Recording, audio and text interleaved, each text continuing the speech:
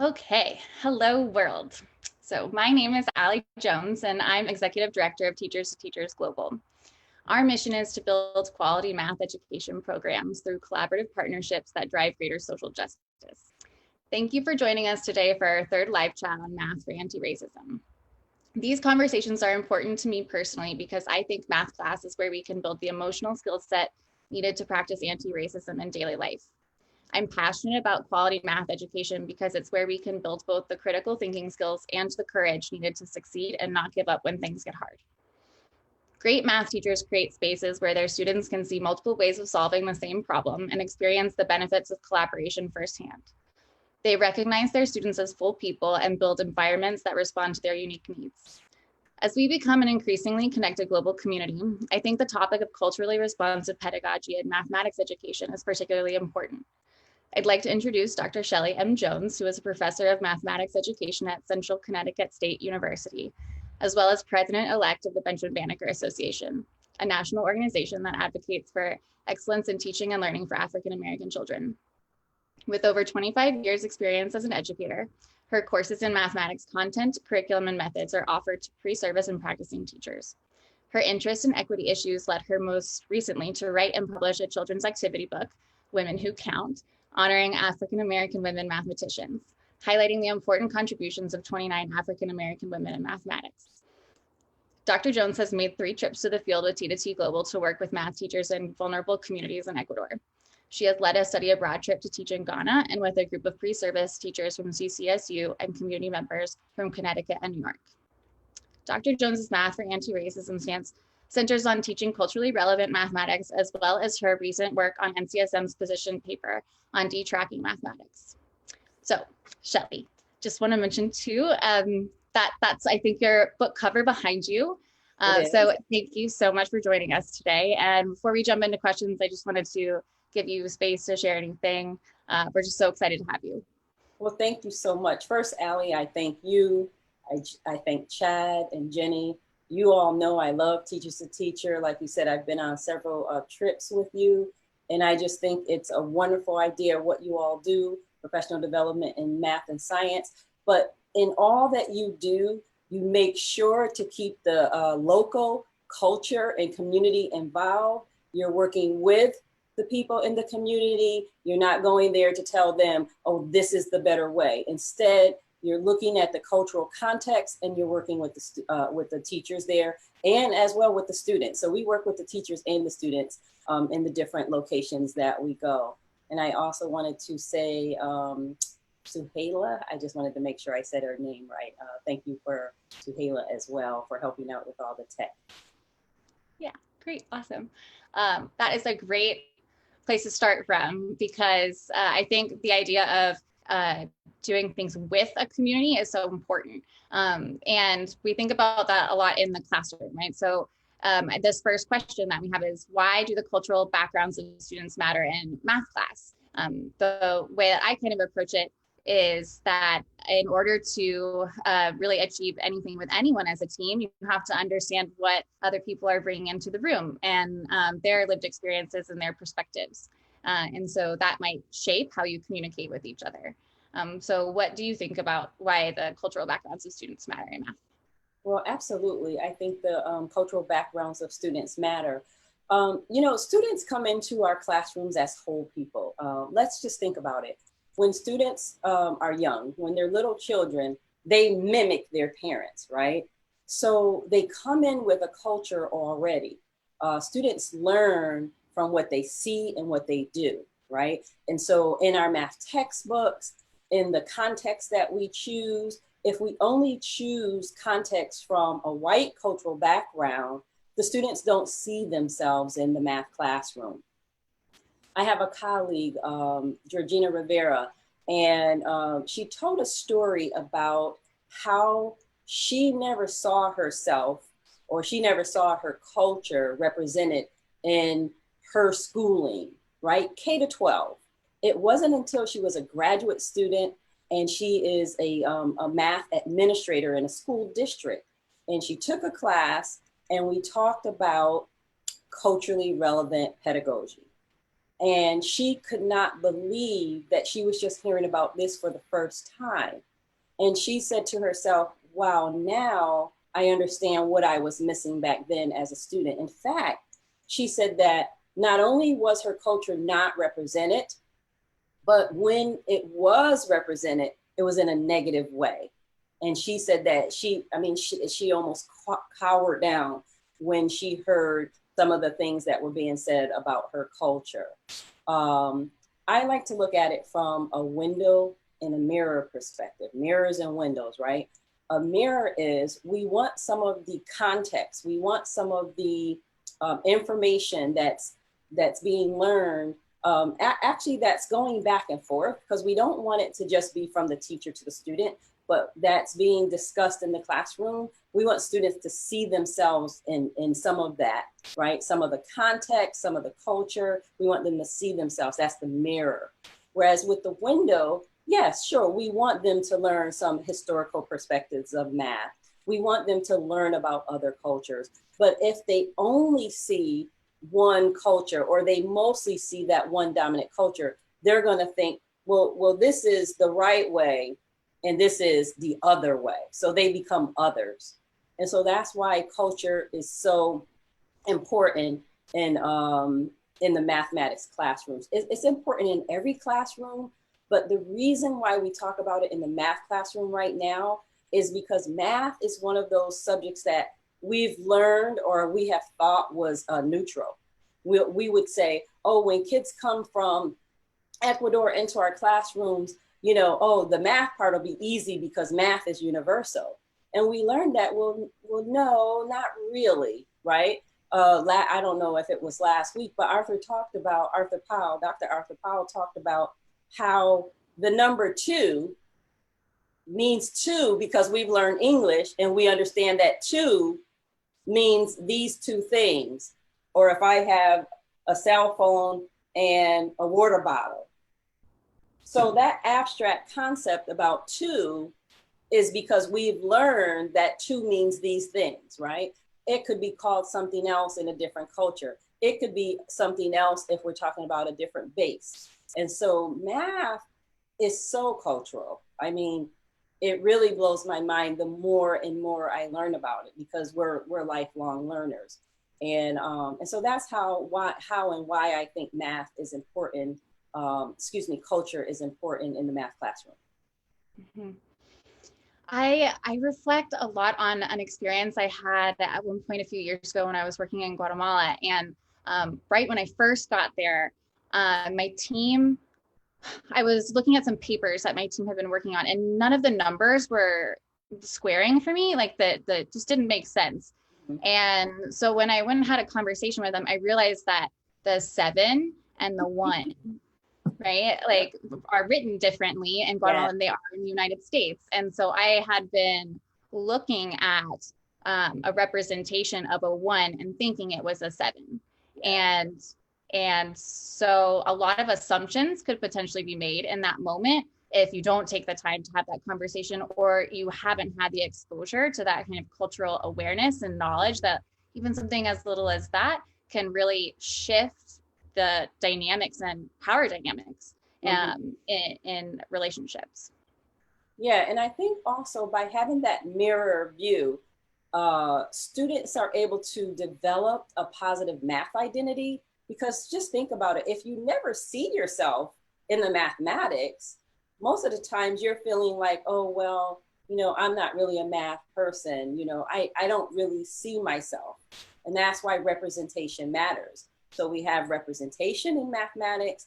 We have the cultural context of the community. There's so much involved in math, in math and culture, that interaction. Mm-hmm. Mm-hmm. And I think it reinforces the influence of a teacher in those moments in a classroom, and how a teacher responds, and how important those choices are in that moment, and the long-term impact that can have on a student for how a teacher reacts. Mm-hmm. So what are some real life examples about how culturally relevant pedagogy might look different in action between classrooms? Or, I think sometimes in these conversations, we can get really up here. And just like when we are working with professional development with teachers, we always want to bring it back to those real life examples and make it feel as tangible as possible for everybody. So I know you have a tons of real life experience from working with your students. Sure. So, it begins by, first of all, learning about your students, talking to your students, and you know what, learning about their community, learning about, someone called it the 4 H's in a dissertation I read, their home life, their heritage, their hobbies, their hopes. I mean, imagine a math class that looks at, what do these students really want? What do they hope for, right? What do they aspire to be? How do they even know to aspire to be that, right? We talked a little bit about the hidden figures, and I talked about how representation matters. So when teachers are choosing a context, or even a mathematician, right? A lot of times when we say mathematician, someone might think of Einstein or Fermat or Euler. Now we're starting to think of Benjamin Banneker and Katherine Johnson.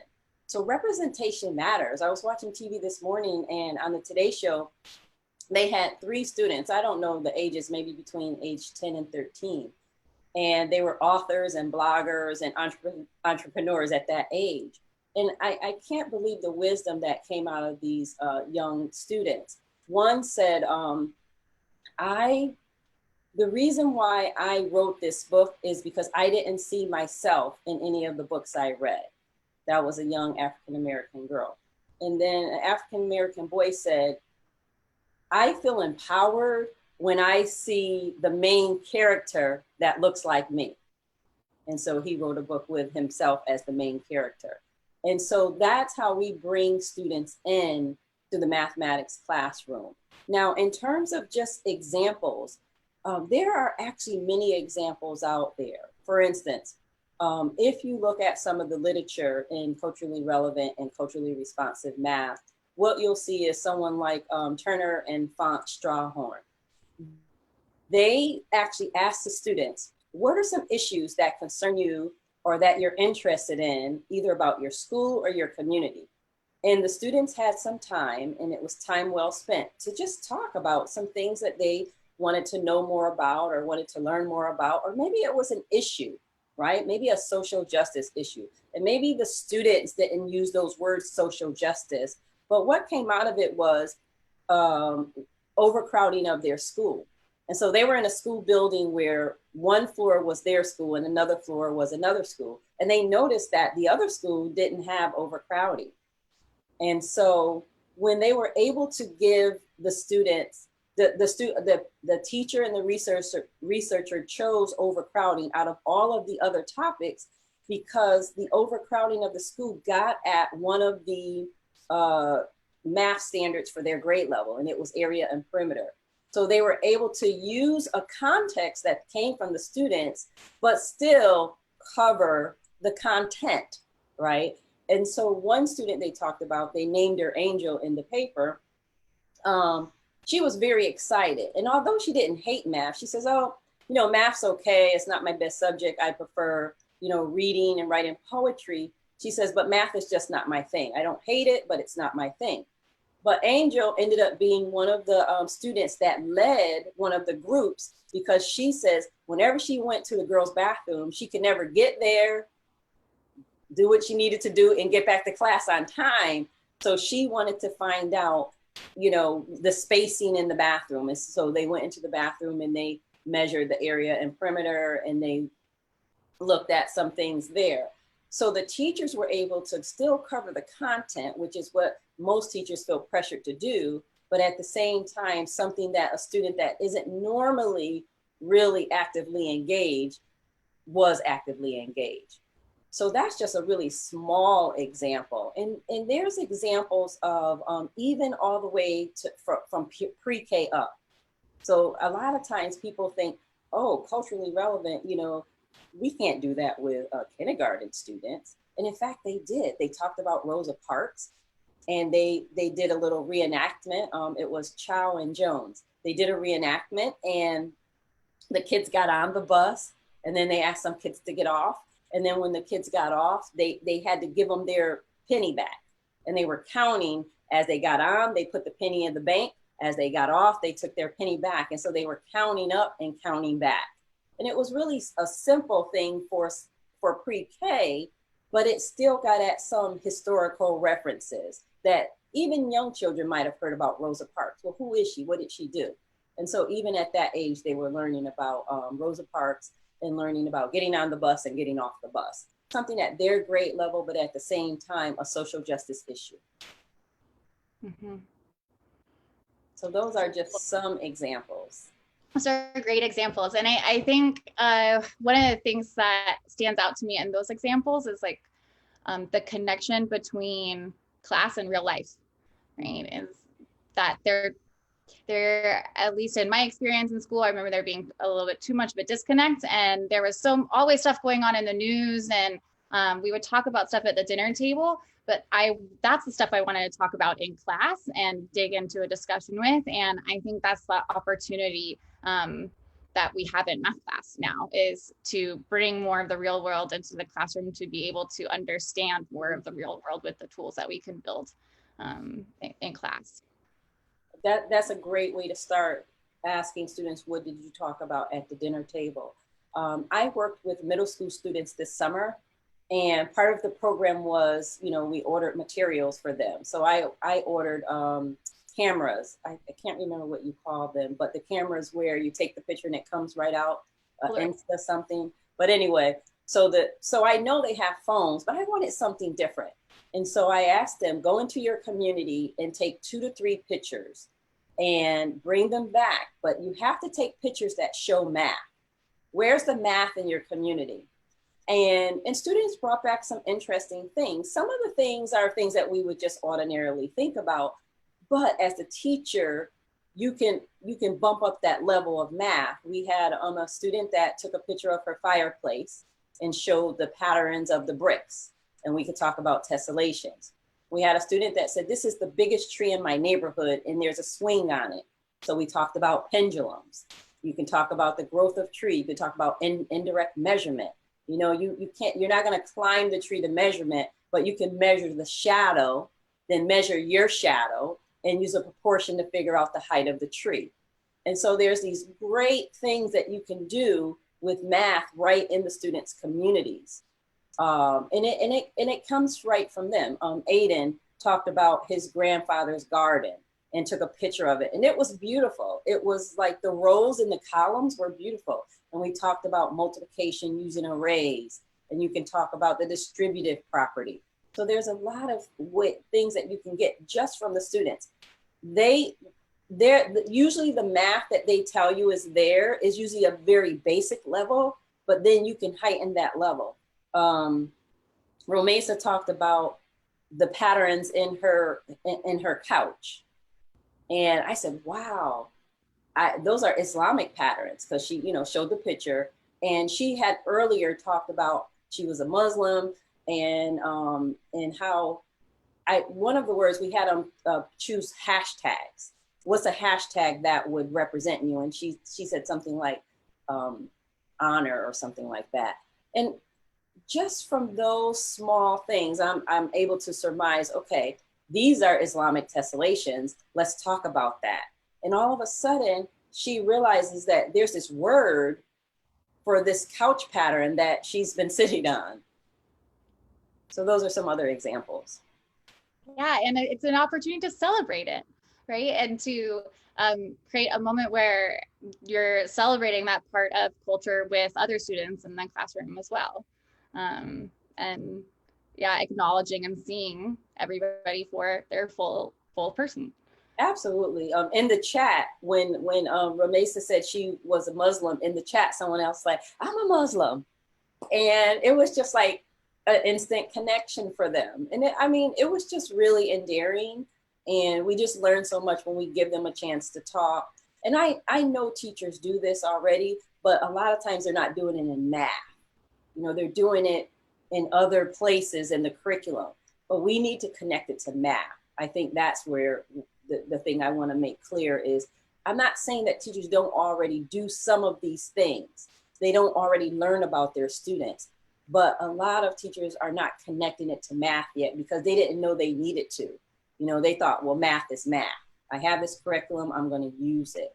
You know, one part of the culturally relevant pedagogy I really want to mention and stress is that there's a critical component to it, right? So there's culturally responsive and culturally relevant. And I tend to use culturally relevant just because that's one of the, there's a part of it that I like that sort of gets at social justice, right? So the culturally relevant, Gloria Ladson-Billings coined the term, and she says, well, the students have to achieve academically. So we're not going to choose a context that's a third grade context when I'm teaching sixth graders. So we still want it to be cognitively demanding. Students should, if they're in a situation where the teacher is teaching from a culturally relevant perspective, students should become culturally, have cultural competence.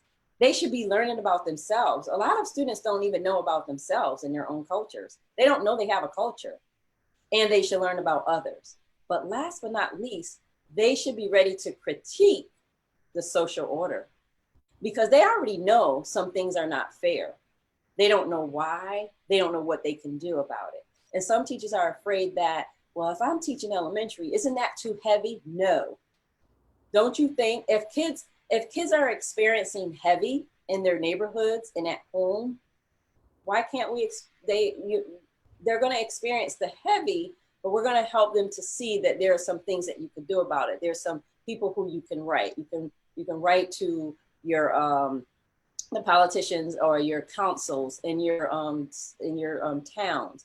So we're not going to introduce anything that's so heavy that they leave without some type of answer. But it doesn't also mean that you're going to get an answer in 45 minutes, you know? Mm-hmm. So, I mean, it's a way for them to discuss things that they're already thinking about because they see it and they hear about it. They see it on TV, on the internet, whatever they watch, probably not TV, but on the internet. And they hear about it at the dinner table. There's not a kid that hasn't heard about George Floyd, right? There's not. And so if we don't talk about it, then we're not doing the math justice, social mm-hmm. justice. Mm-hmm.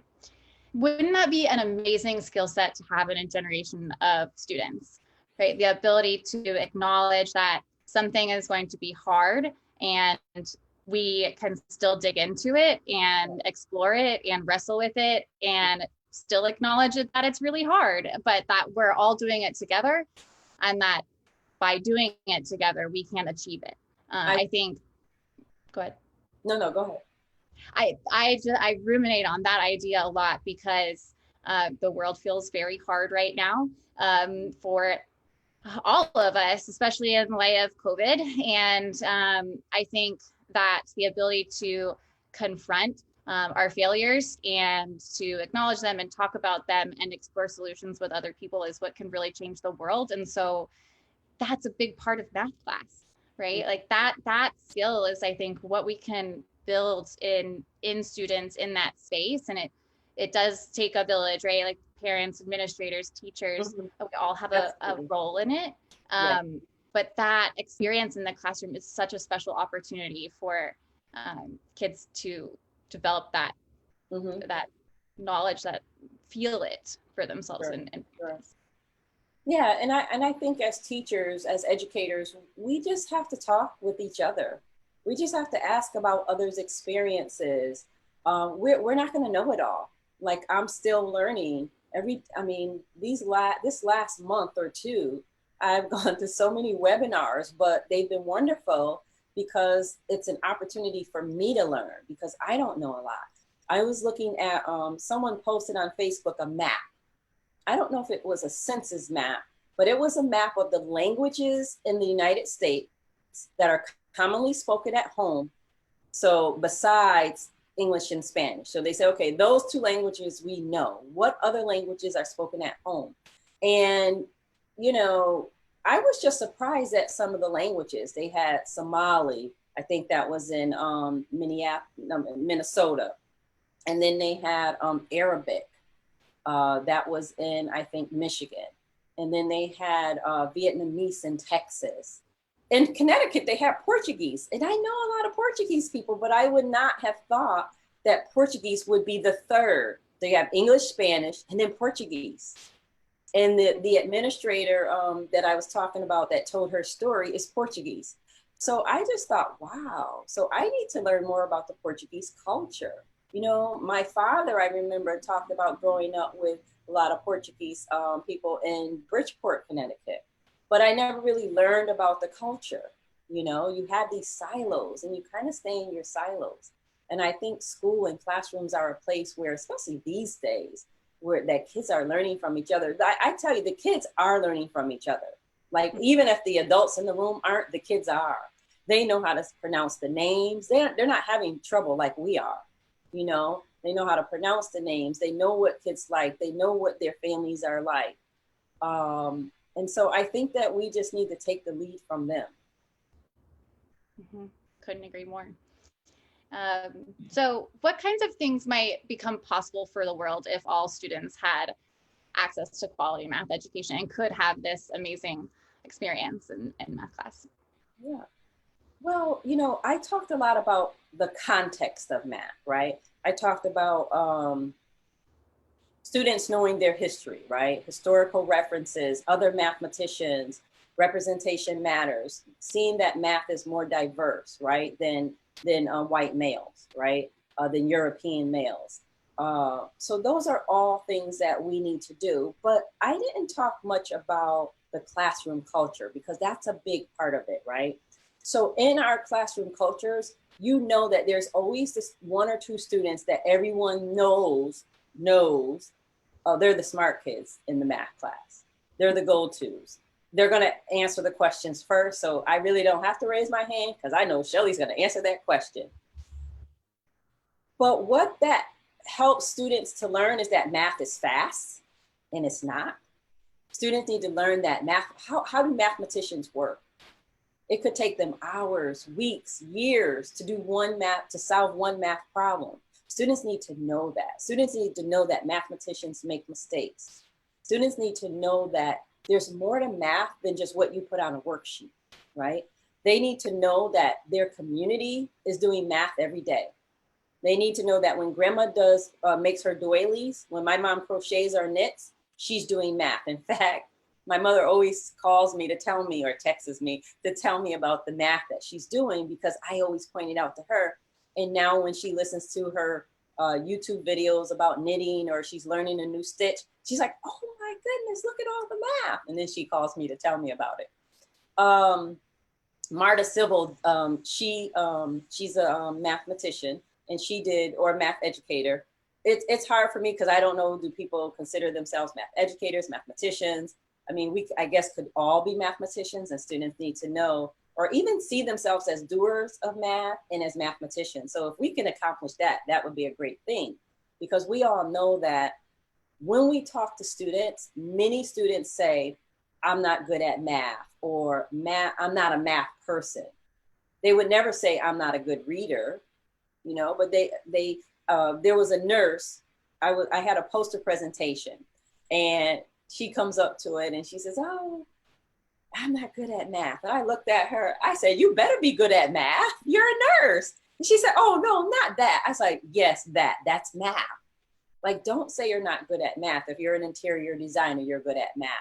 And you hear from people that they're not good at math because they think math is this, you know, thing that they do on paper or something that they have to memorize and then, you know, scratch it back on a piece of paper or answer a solution with a certain, you have to have the right answer and it has to be in the right format rather than there could be more than one answer, right? So I started to talk about Marta Sybil and she's, I think in Arizona, I think, maybe New Mexico, somewhere in the Southwest. And she meets with the community, moms, and they do their doilies. That's where I brought up doilies. And she talks to them about the math that's involved. Because then their students, their children begin to see that mom or grandma, she's smart. Because I'm going to tell you, a lot of students, they don't think their parents are necessarily smart, not in math. because they can't do math the way the teacher does it. A lot of parents say, oh, I can't do this Common Core math. And they're probably right, because they're thinking that they have to do it the way they were taught rather than how would you do it as an adult? I bet it's closer to what people are calling Common Core math, which is just math in a more conceptual way. Because a lot of the math that we do in classrooms, or we used to do, is memorization, it's shortcuts, right?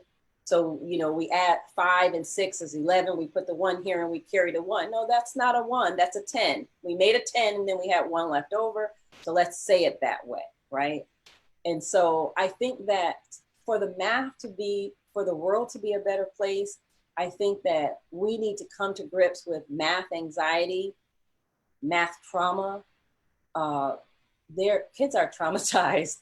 There are a lot of kids that are traumatized in math when they get, and I'm talking about in 2020, when I get students in the pre-service teachers, they're college students. Some of them still have math anxiety. And we talk about that first.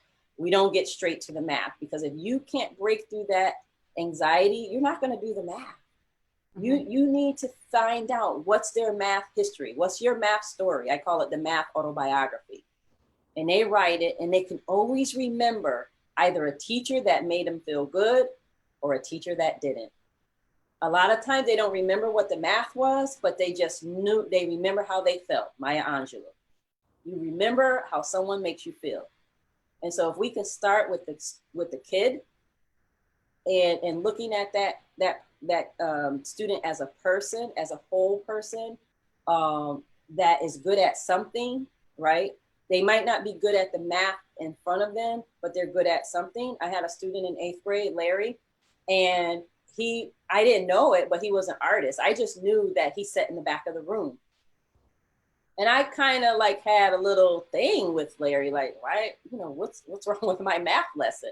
Why isn't he paying attention? But I went back one day and he was doodling, but his doodling was like art. It was like, whoa, you did that freehand? Yeah, miss. And so I got Larry to do we were doing proportions or something. And he took a snake out of the newspaper. It was a comic strip, and he enlarged it to fit on our classroom door. And he led that project. So if you can tap into that, that's what we want. And one more thing, Francis Sue has a book, Math for Human Flourishing. And I say these names because this is how I learn, right? We learn from each other. I learn from Francis. Francis might learn something from me, right? So he talks about the beauty of math. And I guarantee you, at least half the people you ask about math, probably more than half, I'm being generous, will not describe math as beautiful, right? Beautiful mind, right? But if we can get students to see the beauty in math, like there's nothing I cannot look at. I know my family gets tired of it. There's nothing I can look at and not think of math, because there's math everywhere. I mean, every single thing, the book, The Math Curse. And so I think we need to not only see the utility of math, but see the beauty of math and just really experience math, you know, like as a puzzle, you know, as something and you know, kids need to understand and know that they could actually create math. You know, there are kids creating codes, right, for computer programming and things like that. That's math. That's mathematical. And mm-hmm. So if they like to play those games and do codes, they're really doing math because they're using flow charts, they're repeating algorithms. And so there's so much math there. If we just let students know, you're doing math, you're a mathematician. Mm-hmm. Let them see their own power. Yeah. That was the last thing. One more thing. When we have people sit down together and from different cultures, we get so much more out of it, right? I thought about, I don't know if it was Mae Jemison, but there was this story about how, you know, mastectomies used to be, you know, what we went to, the go-to thing when women had breast cancer, right? But when women became involved in that, all of a sudden, that was no longer, that was not the first go-to thing, because women began to help the men in the field understand that, wait, let's ask some more questions. What else can we do? And so when you have diverse voices, I've been in meetings where I was like, whoa, let me suggest this. Because if you don't have those diverse voices, you're going to be closed off to some wonderful ideas. And so that's what we need, more diverse voices. Mm-hmm. Mm-hmm. And I think one of the exciting things about math class is that it's the chance to show kids that there's value in that, so that when they go out into the workplace and are hiring people for a team or building a company as an entrepreneur or anything like that, they are thinking in that way and looking at candidates who are going to ask them questions that they know they wouldn't think to ask themselves, and intentionally creating and curating a really diverse environment because they know it's the key for success. So we are just about out of time for today. And before we head out, I definitely wanted to ask you, where can we find your book? Let's see. On the AMS, American Mathematical Society, the AMS bookstore. So there's a website, ams.org, and you go to the bookstore. You can also find it on Amazon. And then I actually have a website, www.womenwhocount.net. So not only can you purchase the book there, but you can see lots of the work that I've been doing around culturally relevant pedagogy and around the book, the hidden figures. And in addition to the hidden figures, we have the first 3 women, African-American women to earn PhDs in math. Then we have what I call the pioneers. And then we have the unhidden figures, including Christine Darden. She wasn't in the movie, but she was in the book. And then we have the contemporary first. Because in 2020, we still have first. For instance, I'm the first African-American to earn full professorship in my math department. And so we are still making first. And Mary Jackson in Hidden Figures in the movie talked about how making first and having students see that we're still making first, you could be the first at something. They need to know that. So they can be creative, they can be innovative, they can do all that with math. What I love about the contemporary mathematicians is they have all types of careers. Sometimes they think, oh, if you're going to do math, then you're just going to do A or B. You're going to be a teacher or going to do this. Well, no, there's all types of careers that they can have. Mm-hmm. Thank you so much. This is so inspiring. So grateful to have you in our community, and wish you best of luck. So talk to you later, Shelly. Thank you so much. Thank you, Allie. Bye-bye.